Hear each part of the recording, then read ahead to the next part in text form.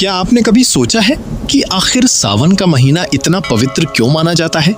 क्यों करोड़ों लोग पूरे महीने भगवान शिव की पूजा करते हैं?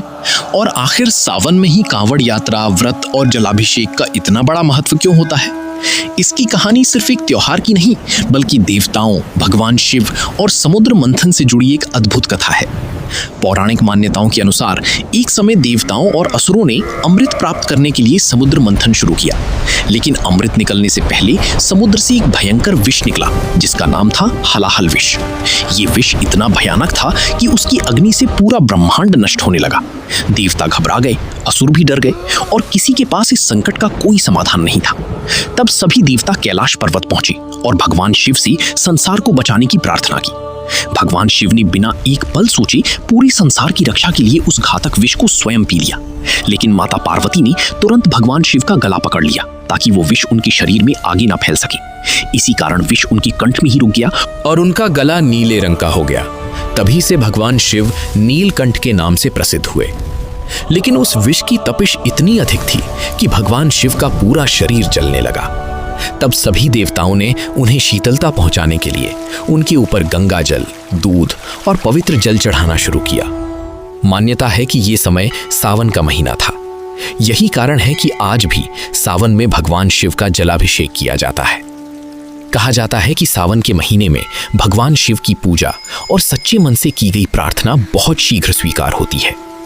एक और मान्यता ये भी है कि इसी महीने माता पार्वती ने कठोर तपस्या करके भगवान शिव को अपने पति के रूप में प्राप्त किया था।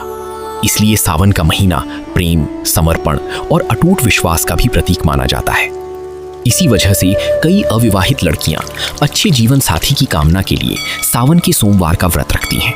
वहीं विवाहित महिलाएं अपने परिवार की सुख समृद्धि और पति की लंबी आयु के लिए भगवान शिव और माता पार्वती की आराधना करती हैं। अब बात करते हैं कांवड़ यात्रा की। सावन के महीने में लाखों शिव भक्त पवित्र नदियों, विशेषकर गंगा से जल भरकर पैदल यात्रा करते हैं। फिर उस जल को शिवलिंग पर अर्पित करते हैं। ये यात्रा केवल एक परंपरा नहीं, बल्कि श्रद्धा, अनुशासन और भगवान शिव के प्रति अटूट भक्ति का प्रतीक है। वैज्ञानिक दृष्टि से भी सावन का महीना वर्षा ऋतु का समय होता है। इस मौसम में वातावरण ठंडा, हरियाली से भरपूर और प्रकृति अपने सबसे सुंदर रूप में होती है।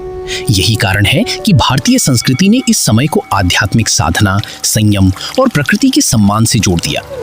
इस प्रकार सावन केवल एक धार्मिक महीना नहीं, बल्कि त्याग, करुणा, प्रेम, भक्ति और प्रकृति के साथ संतुलित जीवन जीने का संदेश भी देता है। तो अगली बार जब सावन में हर हर महादेव की गूंज सुनी, तो याद रखिएगा, ये सिर्फ एक नारा नहीं, बल्कि उस महान त्याग की याद है जिसने पूरी संसार को विनाश से बचाया था।